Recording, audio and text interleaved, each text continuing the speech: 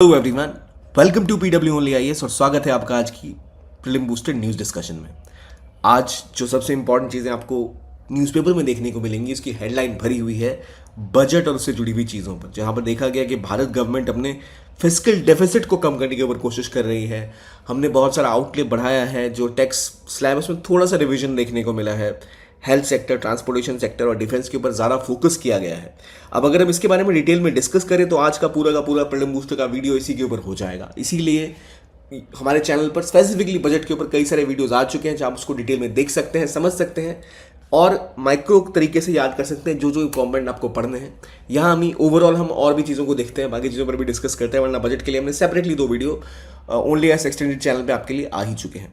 तो अब आगे बढ़ते हैं और बाकी स्कीम्स के ऊपर देखते हैं, बाकी टॉपिक्स के ऊपर देखते हैं जो हमारे लिए रेलेवेंट है। जैसे एक इंटरनेशनल बॉडी है, इंटरनेशनल सीबेड अथॉरिटी आईएसए, ये न्यूज़ में है क्योंकि भारत ने 2 लाइसेंस के लिए अप्लाई कर रखा है इस बॉडी के पास कि भाई मैं लाइसेंस दो, हम जाके समुद्र में कुछ एक्सप्लोरेशन करना चाहते हैं पॉलीमेटालिक सल्फाइड्स का, जिससे हमें कुछ क्रिटिकल मिनरल्स मिल सकते हैं जिसकी ज़रूरत बहुत ज़्यादा होती है मोबाइल या कैसे कोई भी इलेक्ट्रॉनिक इक्विपमेंट अगर आपको प्रमोट करना है तो उसके लिए। तो पहली बात जो इंपॉर्टेंट चीज़ है वो ये इंटरनेशनल सीबेड अथॉरिटी है क्या, ये कैसे काम करती है, इसका क्या मैंडेट है, किस तरह फॉर्म हुई, भारत के साथ इनका क्या इंटरेक्शन है, ये हमारे लिए रेलेवेंट है।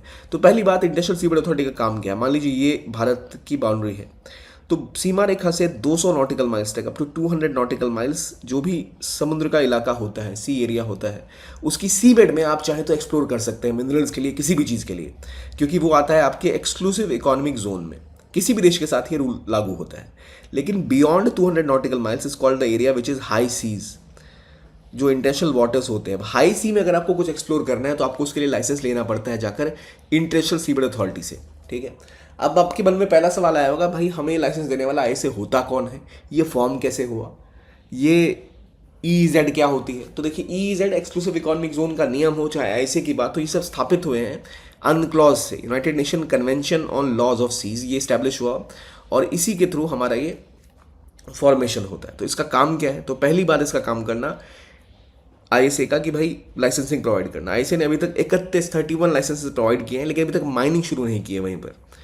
इसके अंदर अराउंड अभी तक जो एरिया असाइन किया गया है वो लगभग 1.5 मिलियन स्क्वायर किलोमीटर का एरिया इन्होंने दुनिया भर के देशों को असाइन किया हुआ है। अब इंडिया ने कहाँ के लिए अप्लाई किया है, तो देखिए यहाँ पर अफ्रीका के पास आप देखोगे तो यहाँ पर इंडियन ओशन में है कार्ल्सबर्ग रिज,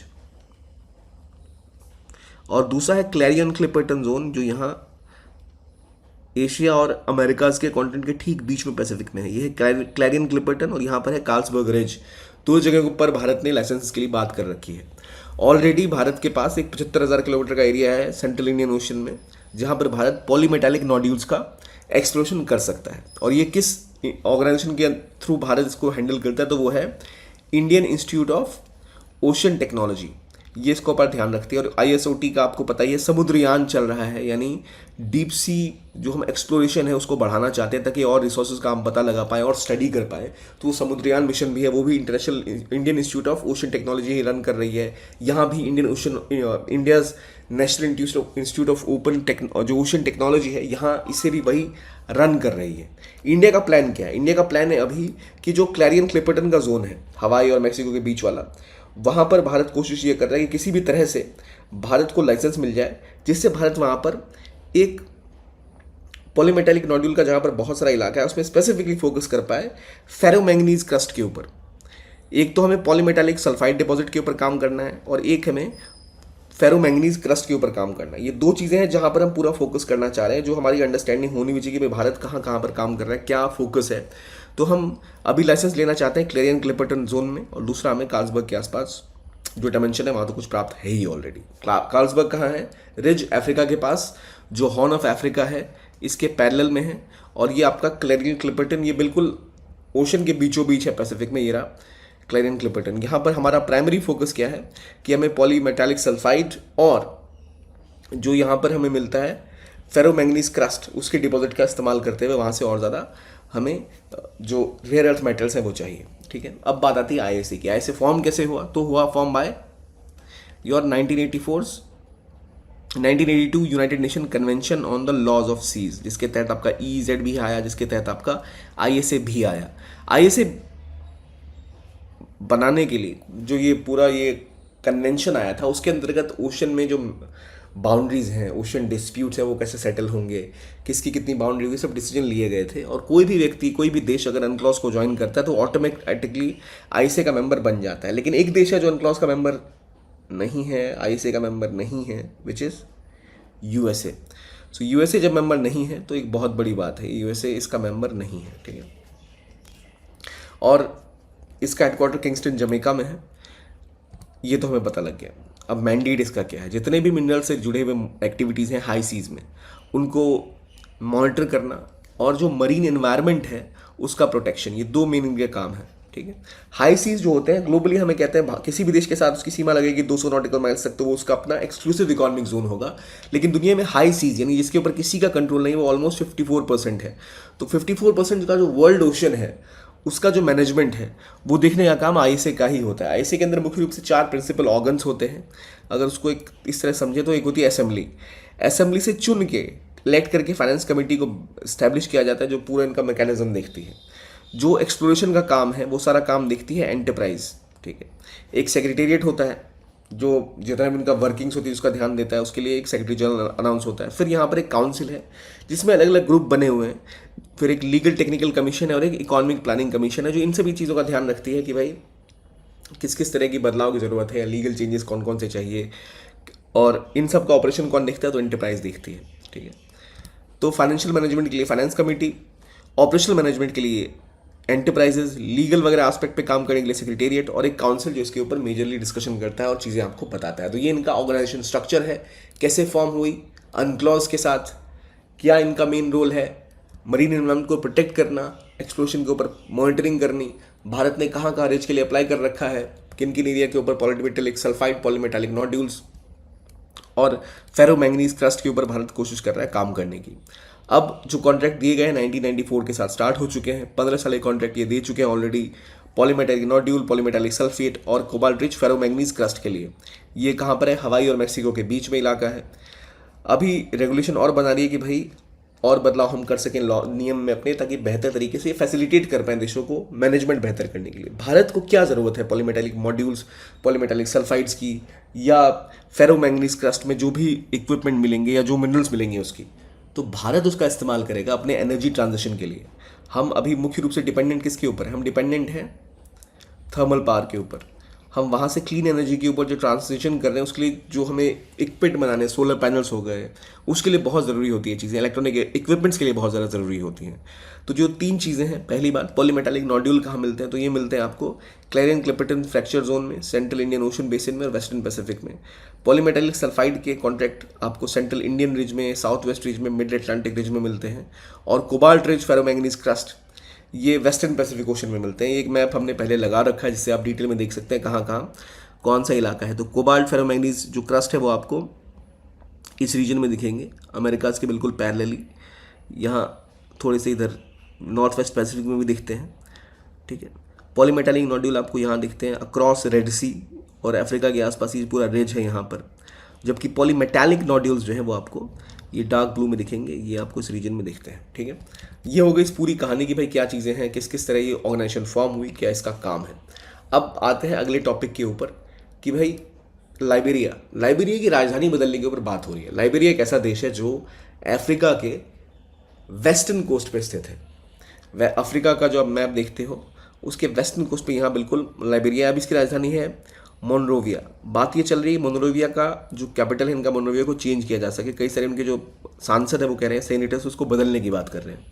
लाइबेरिया असल में वेस्टर्न पैसिफिक कोस्ट पे है और एक ऐसी कंट्री है जो बहुत जल्दी आज़ाद हुई थी। अराउंड 1847 में इसको अमेरिका से इंडिपेंडेंस मिल गई थी और अफ्रीका की ओल्डेस्ट रिपब्लिक है लाइबेरिया। लेकिन लाइबेरिया के साथ बात ये भी की गई थी कि जितने भी स्लेव्स थे अमेरिका में, जब स्लेव ट्रेड बंद हुआ तो अमेरिका के लोगों ने सोचा कि जितने स्लेव्स हम लेके आए हैं अफ्रीका से उनके साथ बहुत ज़्यादतियाँ हुई हैं, तो इनके लिए एक अलग देश बनाएंगे हम। तो वहाँ से स्लेव्स को ले गए और कोशिश की कि लाइबेरिया के देश में उनको पूरा स्टैब्लिश किया जाए। लाइबेरिया का झंडा देखे तो बिल्कुल अमेरिका की तरह ही है।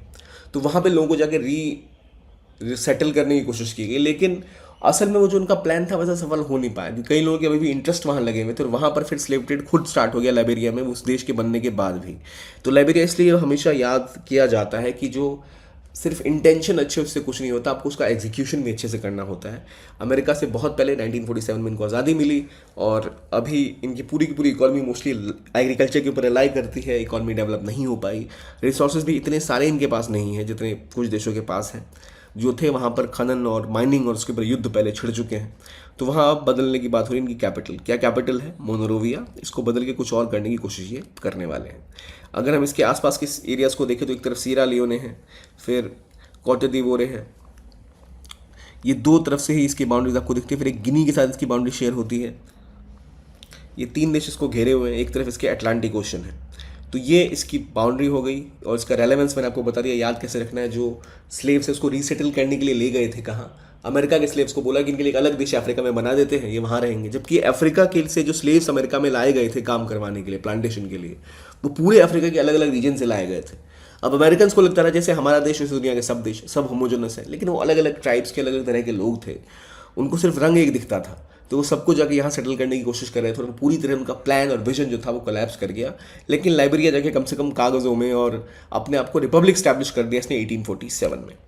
यहाँ पर अभी जो इनका मुख्य रूप से इंपोर्ट है ये आपका रॉ मटेरियल, कंज्यूमर गुड्स के ऊपर है। एक्सप्लोर करते हैं रबर, फॉरेस्ट्री, माइनिंग में। 2 इंपॉर्टेंट रिवर्स यहाँ से बहती है और एक माउंटेन आपको याद रखना है, माउंटेन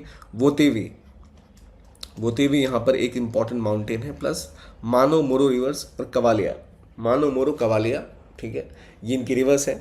और वोतेवी ये इनकी इंपॉर्टेंट माउंटेन रेंज है, हाईएस्ट जो है। तो ये हो गई इस रीजन की बात। अब आते हैं नए टॉपिक के ऊपर जो बात करता है कि क्या गवर्नमेंट जॉब में आप आरएसएस से एफिलिएशन के बाद काम कर सकते हैं या नहीं। तो डीओपीटी ने एक ऑर्डर जारी किया है, डिपार्टमेंट ऑफ पर्सनल ट्रेनिंग ने, कि भाई कोई भी गवर्नमेंट एम्प्लॉय आरएसएस राष्ट्रीय स्वयंसेवक संघ के एक्टिविटीज़ में पार्टिसिपेट नहीं कर सकता। ये उन्होंने इसके बारे में नया ये सर्कुलर जारी किया है। एक जजमेंट भी बताई थी जहाँ जो सुप्रीम कोर्ट ने बोला भी था कि आप किसी को डिनाई नहीं कर सकते employment based on their past political affinities. पहले आपने क्या किया, आप कोई आरएसएस के मेंबर हैं या कम्युनिस्ट पार्टी के मेंबर हैं, उसके हिसाब से आपको जो आपकी एम्प्लॉयमेंट है वो नहीं छीनी जा सकती। लेकिन जब आप अब जो गवर्नमेंट ने जो किया है ये थोड़ा अलग है। सुप्रीम कोर्ट ने कहा था कि जो भी पहली की एफिलिएशन है उसके हिसाब से आप किसी को डिनाई नहीं कर सकते एम्प्लॉयमेंट, लेकिन वो किस आर्टिकल के अंदर कवर होता है, 14 और 16। यहाँ पर डीओपीटी का कहना है कि जब आप सर्विस में आ चुके हो उसके बाद आप शाखा की एक्टिविटी, आरएसएस की एक्टिविटी में भाग नहीं ले सकते। उसके ऊपर रोक लगाने की बात की गई, जो अभी तक bye legal procedure system available है, ठीक है। अगला आर्टिकल बात करता है प्रलय मिसाइल के बारे में। प्रलय को लेकर नई कहानी है। अर्मेनिया जो एक देश है उसने प्रलय मिसाइल एक्वायर करने में इंटरेस्ट शो किया है। अर्मेनिया कहाँ पर है? तो अर्मेनिया और अजरबैजान के बीच में हाल ही में एक बहुत भयंकर पिछले 2 साल से युद्ध चला, और जहाँ पर इन्होंने किस हिस्से के ऊपर लड़ाई की, तो एक पूरा इलाका है अर्मेनिया अजरबैजान के बीच में जिसके ऊपर बहुत बड़ा युद्ध चला था, नगार्नो काराबाग। तो नगार्नो काराबाग के ऊपर कब्जा एक तरह से पहले था अर्मेनिया का, जिसको हराया किसने? अजरबैजान ने, टर्की के सपोर्ट से, जहाँ पे हमने देखा ड्रोन्स का काफ़ी इस्तेमाल हुआ था। अर्मेनिया को भारी हार झेलनी पड़ी। ये सारे के सारे है कहाँ पर? ये आपको जो कैस्पियन सी है उसके साइड में अजरबैजान है और अजरबैजान के साइड में अर्मेनिया है। तो इन्हें ऑब्वियसली छोटा सा देश है, अजरबैजान भी छोटा सा देश है, यहाँ युद्ध लड़ना है, इनको लड़े जा रहे हैं। तो इसके लिए इनको शॉर्ट रेंज बैलिस्टिक मिसाइल चाहिए। तो इसके लिए इन्होंने प्रलय के ऊपर इंटरेस्ट दिखाया है। प्रलय एक मिसाइल है, short range quasi ballistic surface to surface missile है। इसकी रेंज याद रखिए 300 से लेकर 500 किलोमीटर की रेंज है। डीआरडीओ डेवलप करती है। भारत ने ऑलरेडी इसको एलएसी और एलओसी के ऊपर यूज़ करने के लिए लगाया कि भाई शॉर्ट रेंज में जब आपको लड़ाई लड़नी है 300-500 किलोमीटर के लिए, तो प्रलय मिसाइल बहुत इंपॉर्टेंट हो सकती है।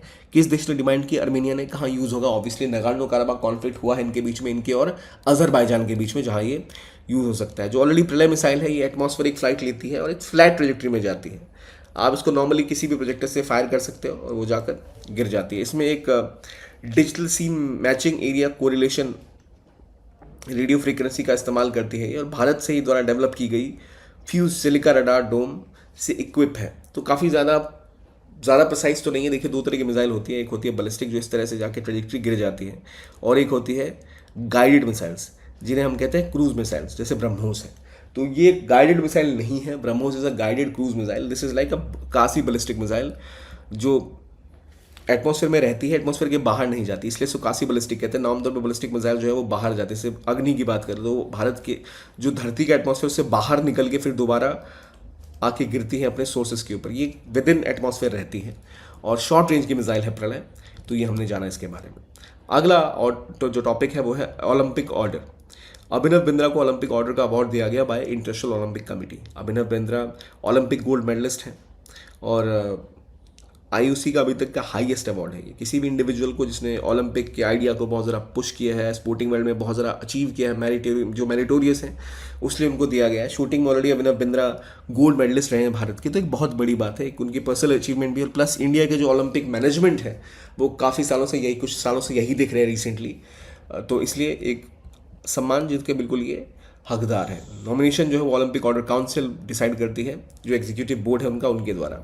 तो अभिनव बिंद्रा को क्या मिला है? ओलंपिक ऑर्डर मिला है। इसको ये मत समझ लेना कि भाई ऑर्डर मिला है कि हटा देने का। ओलंपिक ऑर्डर मतलब एक अवार्ड है जो उनको दिया गया है। अगला आर्टिकल बात करते हैं वर्ल्ड्स क्लीनेस्ट पिग्स के बारे में। और पिग्स की हम बात क्यों कर रहे हैं? क्योंकि पिग्स के दो काम होते हैं, एक तो उनका सेवन किया जाता है बहुत मात्रा में, और दूसरा उनकी हार्वेस्टिंग की जाती है। Harvesting not for their meet but harvesting for their organs, यानी उनके जो ऑर्गन्स हैं वो वहाँ हार्वेस्ट किए जाते हैं, फिर उन ऑर्गन्स को निकाल के इंसानों में लगाया जाता है। क्योंकि जो जेनेटिकली मॉडिफाइड पिग्स हैं उनको एक इस तरीके से डेवलप किया जाता है कि जो ऑर्गन्स उनके अंदर हों वो कंपैटिबल हो ह्यूमंस के साथ। क्योंकि याद रखिए, हमें अगर अब भी लीवर फेल हो जाए, किडनी फेल हो जाए, तो वो मिलना बहुत मुश्किल है, बहुत शॉर्टेज है। तो इसकी पूर्ति के लिए अब देखा गया किस जानवर का ऑर्गन कंपैटिबल हो सकता है। तो पता लगा कि अगर हम पिग को जेनेटिकली मॉडिफाई कर दें और न्यूक्लियर ट्रांसफर टेक्नोलॉजी से ऐसा पिग बनाए जेनेटिकली मॉडिफाइड, जिसमें उस तरह के ऑर्गन्स हों, जिसके सेल जो है वो ह्यूमंस को मिमिक करें, उसको ही पैटर्न को फॉलो करें, तो उस ऑर्गन को बाद में आप ट्रांसप्लांट करके इंसानों में लगा सकते हैं। तो यहाँ पर ट्रांसप्लांटेशन ऑफ सेल, टिश्यू और ऑर्गन्स की बात हो रही है, एक स्पीसीज से लेकर दूसरे स्पीसीज में, यानी पिग से आप उसको ह्यूमंस में ट्रांसफर करोगे। क्योंकि हमारे पास बहुत ज़्यादा शॉर्टेज है, तो यहाँ हो क्या रहा है, इससे होगा क्या, इससे आपको रेडीमेड सप्लाई मिल जाएगी मॉडिफाइड पिग से। आप सीधा जो एक स्टेबल सोर्स हो सकता है आपके पास ऑर्गन ट्रांसप्लांटेशन का, आप ऐसा ऑर्गन डेवलप कर सकते हो जो डिजीज़ फ्री होगा, क्योंकि वो जेनेटिकली मॉडिफाइड होगा।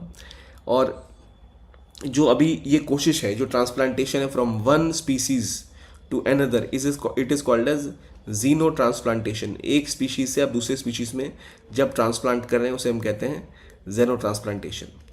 और ये मेडिकल कंडीशन डिजीज़ में बहुत मदद करेगा आगे, सप्लाई को लेकर भी, डिजीज़ फ्री रखने के लिए भी।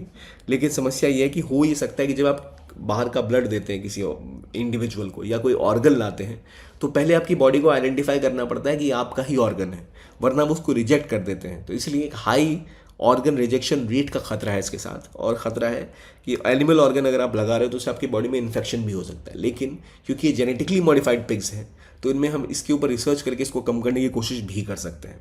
अब बात यह है, जेनो ट्रांसप्लांटेशन जब आप करते हैं from one species to another, तो उसका प्रोसेस क्या है? तो देखिए, पहले नॉर्मल पिग रोड पे उठा के आपने उसका ऑर्गन ट्रांसप्लांट नहीं कर दिया, वो संभव नहीं है। इसके लिए आप एक जेनेटिक एडिटिंग का काम करते हैं। जेनेटिक एडिटिंग के लिए एक क्रिस्पर कैस9 टेक्नोलॉजी है, इसका इस्तेमाल किया जाता है। क्रिस्पर कैस9 असल में एक कैंची की तरह काम करती है, जहाँ पर हम किसी, जैसे दर्जी क्या करता है, कपड़े को काट के उसमें कुछ और कपड़ा जोड़ के उसको सिल देता है, ठीक उसी तरह यहाँ पर जो स्पेसिफिक के पिग के जीन्स होते हैं उनको हम हटा के उसमें हम ह्यूमन जीन ऐड कर देंगे, जिससे पिग्स का जो जेनेटिक स्ट्रक्चर है वो इंसानों को लेकर काफ़ी ज़्यादा कंपैटिबल हो जाए। और फिर वो जो पिग के जीन्स होंगे उनको हम लैब में जाकर उनका इम्यून रिजेक्शन करेंगे, उनके ब्लड क्लॉट रिस्क को कम करेंगे, और फिर आप उससे पिग्स डेवलप करेंगे, उनको ब्रीड करेंगे जो ये पैथोजन फ्री इलाके हैं, जहाँ पर बिल्कुल सेफ साफ़ सुथरे एनवायरनमेंट को ग्रो किया जाएगा।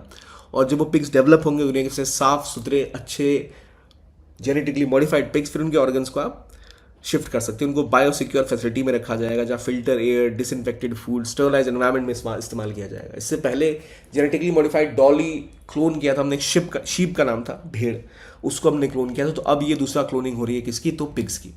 और ये हार्वेस्टिंग जो होगी बहुत बड़े लेवल पे होगी ऑर्गन रिक्वायरमेंट की। जिस इंसान का जो मैच है उसके हिसाब से आप पिग्स को फिर ग्रो कर पाओगे। पिग्स को ग्रो करने में उतना टाइम नहीं लगता, तो आप उस हिसाब से पिग्स को ग्रो कर पाओगे। जब साइज़ में आ जाए, जब ऑर्गन की साइज़ उतनी बड़ी हो जाए, तब आप जेनो ट्रांसप्लांटेशन कर सकते हो। और जब पिग का ऑर्गन लगाया जाएगा इंसान में, तो उससे एक ऑर्गन ट्रांसप्लांट प्रोसीजर नॉर्मली जो होता है वही किया जाएगा और ध्यान दिया जाएगा उस रिसिपिएंट के ऊपर उसके बाद भी कि उनको कोई रिजेक्शन ना हो, ऑर्गन रिजेक्शन या कोई इन्फेक्शन ना हो। तो क्या हो सकता है, क्या गलत है, क्या तरीका है, ये हमने डिस्कस कर लिया। अब बात आती है अगले टॉपिक की, विच इज़ न्यूट्रिनो यूनिवर्स। जो इंडिया का जो काफ़ी टाइम से डेवलप चल रही थी बात कि भारत में न्यूट्रिनो ऑब्जर्वेटरी बनेगी एपीजे अब्दुल कलाम के टाइम से ही, लेकिन अनफॉर्चुनेटली वैसा कुछ हो नहीं पा रहा। तो जो नोवा है वहाँ पर साइंटिस्टों ने मिनेसोटा के यूएस के साइंटिस्टों के साथ मिलकर एडवांस रिसर्च किया है न्यूट्रिनोज के ऊपर में, जिससे नया डेटा मिला है न्यूट्रिनो मास और उनकी सिग्निफिकेंस के बारे में। न्यूट्रिनोज होते क्या हैं, तो देखिए ये एक सब एटॉमिक पार्टिकल्स हैं, एटम से भी छोटे होते हैं। जैसे हमें पता है कि जो बिजली होती है, जो रोशनी होती है, light comes to us in small pockets, छोटे छोटे टुकड़े होते हैं जो फोटोन्स जो होते हैं उनसे मिलकर लाइट बनती है, जिसको आप देखते हो, वो इलेक्ट्रिक चार्ज के साथ आती है। लेकिन ये एक ऐसा सब एटॉमिक पार्टिकल है न्यूट्रिनोज जो दिखाई नहीं देते, इसलिए इन्हें घोस्ट पार्टिकल भी कहते हैं। इनका कोई चार्ज नहीं होता, बहुत ही छोटे होते हैं और फोटॉन्स के बाद दुनिया के सबसे ज़्यादा एबेंडेंट मटेरियल पार्टिकल्स कोई हैं तो ये वो न्यूट्रिनोज ही हैं। लेकिन इनको स्टडी करना बहुत मुश्किल है। इनको स्टडी करने के लिए आपको ऐसी जगह चाहिए जहाँ पर इनको आप इनके नेचुरल स्टेट में देख सको, जहाँ ये बाकी चीज़ों के साथ इंटरेक्ट ना कर रहा हो, क्योंकि बहुत ज़्यादा इंटरेक्शन करते रहते हैं बाकी के पार्टिकल्स के साथ, इसलिए इनको पढ़ना स्टडी करना बहुत मुश्किल हो जाता है। इसलिए किसी पहाड़ के नीचे अंडरग्राउंड फैसिलिटी में वहाँ जाकर ही आप इसको ट्रैक करके स्टडी कर सकते हो, इसलिए इसको स्टडी करना आज तक बहुत मुश्किल है, इसलिए इसे घोस्ट पार्टिकल भी कहते हैं। किसी और पार्टिकल के साथ इंटरेक्ट करके इसका स्ट्रक्चर चेंज हो जाता है। तो इसीलिए इसको आप प्रोड्यूस करने के लिए, हालांकि प्रोडक्शन तो इसका कई चीज़ों से होता है, रिएक्टर से भी हो सकता है, जब न्यूक्लियर फ्यूजन आप करते हो, या फिर बिग बैंग या कोई अंतरिक्ष में कोई बदलाव हो, उससे आप न्यूट्रॉन्स डेवलप होते हैं। लेकिन वही उसको स्टडी करने के लिए आपको एक वैक्यूम या एक ऐसा इलाका चाहिए जहाँ ये किसी और चीज़ के साथ इंटरेक्ट ना कर पाए। असल में 3 टाइप्स के होते हैं, एक होता है इलेक्ट्रॉन न्यूट्रिनो, एक होता है टाउ न्यूट्रिनो और एक होता है म्यूऑन न्यूट्रिनो। ये एक से दूसरे फ्लेवर में बदलते रहते हैं और इसी को कहते हैं न्यूट्रिनो ऑसिलेशन। ये neutrinos can change their types and that is called as neutrino oscillation. और एक ऐसी चीज़ है जो जनरली देखी नहीं जाती। आप कभी एटम के बारे में पढ़ते हैं तो इलेक्ट्रॉन, न्यूट्रॉन, प्रोटॉन, वो अपना जो फ्लेवर है, जो टाइप है, बदलेंगे नहीं, चार्ज नहीं बदलेंगे। तो ये काफ़ी अनयूजुअल क्वांटम फेनोमिना है। तो जो अगर आप धरती पे देखें, धरती पे आपको अक्सर म्यूऑन न्यूट्रिनोज मिलते हैं और सन में इलेक्ट्रॉन न्यूट्रिनोज। तो ये वीक चार्ज होता है, बिल्कुल मास होता ही नहीं है।